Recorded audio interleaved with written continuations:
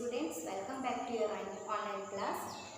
In our previous video, I have explained about the features of federalism, and today I am going to explain about the how is federalism practiced.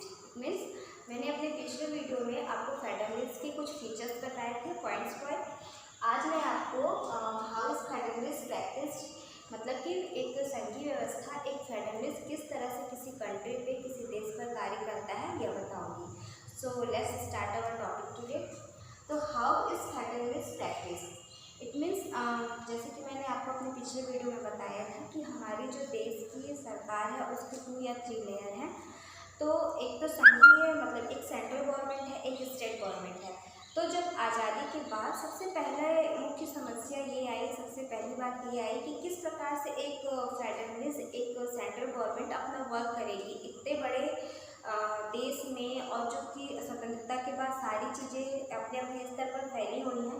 तो किस तरह से इन चीज़ों को समेट कर वह शासन करेगी, वह एक ऐसा निर्णय लेगी, एक ऐसा रूल्स रेगुलेशन फॉलो करेगी जो प्रत्येक नागरिक के हित में हो। तो फेडरलिज्म के कार्य करने पे, सेंट्रल गवर्नमेंट के कार्य करने पे जो सबसे महत्वपूर्ण योगदान था वह था डेमोक्रेटिक पॉलिटिक्स का। इट मीन्स लोकतांत्रिक राजनीति का।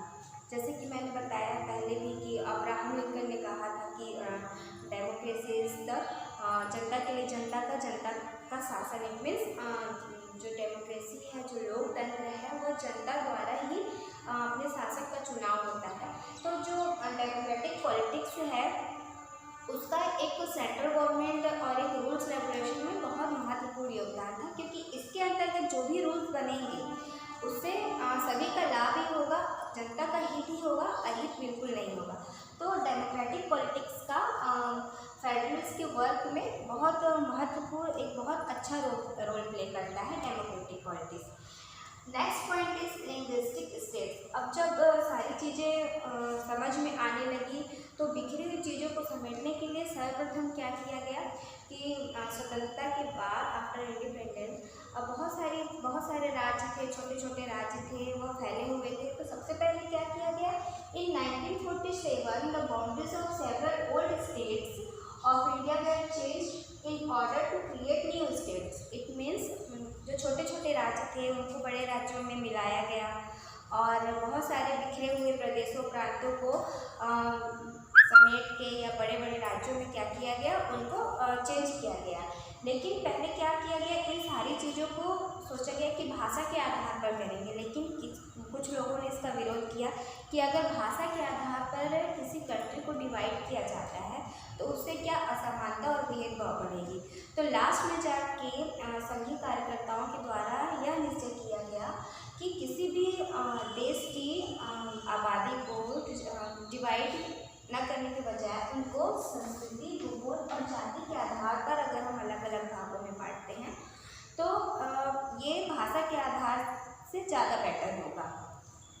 ये तो उन्होंने उस समय सोचा जबकि आज़ादी के बाद की ये घटना है। लेकिन जैसे उन्होंने ये सोचा, थर्ड स्टेप क्या बोलता है कि लैंग्वेज पॉलिसी। थर्ड स्टेप आता है कि पहले तो लोगों ने मना किया कि भाषा के आधार पर किसी भी देश का विभाजन नहीं होना चाहिए। फिर उन्होंने सोचा संस्कृति, भूगोल और जाति के आधार पर होना चाहिए। लेकिन बाद में जाके एक लैंग्वेज पॉलिसी के अंतर्गत क्या आता है कि अगर भाषा के आधार पर किसी राज्य को डिवाइड, किसी देश को डिवाइड करते हैं तो कौन सी ऐसी भाषा है जिसको सबसे ऊंचा स्तर मिलना चाहिए। ऊंचा स्तर इट मीन्स कौन सी ऐसी भाषा है जिसको लोग सबसे ज़्यादा बोलते हैं, कौन सी ऐसी भाषा है जिसको राष्ट्रभाषा बनाई जाए। तो उस समय का जो सिचुएशन कंडीशन था वह यह था कि उस समय 40% पीपल ऑफ कंट्री मतलब 40% जनता देश की हिंदी लैंग्वेज जानती थी, और 60% जो लोग थे वो हिंदी लैंग्वेज नहीं जानते थे।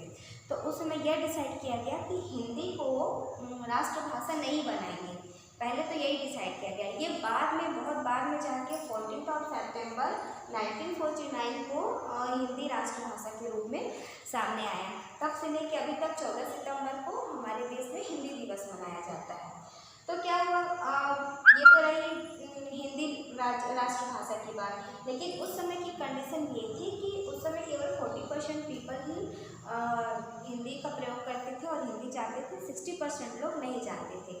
तो उस समय हिंदी को राष्ट्रभाषा नहीं बनाया गया था। अब इसके बाद का स्टेप क्या होता है, फेडरल लिस्ट के अंतर्गत और कौन कौन से निर्णय लिए गए, ये मैं आपको अपने नेक्स्ट वीडियो क्लिप में बताऊंगी। लेकिन आज आपने क्या जाना, तो how is federal list work means federal list कैसे कार्य करता है, the base of democratic politics and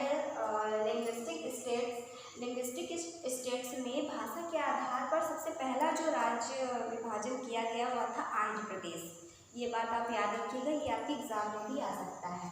तो लिंग्विस्टिक स्टेट्स के विषय में जाना और लैंग्वेज पॉलिसी के बारे में जाना कि किस प्रकार से बहुत बाद में जाके हिंदी को राष्ट्रभाषा का दर्जा मिला। अब इसके आगे के प्रोसेस को मैं अपने कल के वीडियो क्लिप में आप लोग के सामने रखूँगी।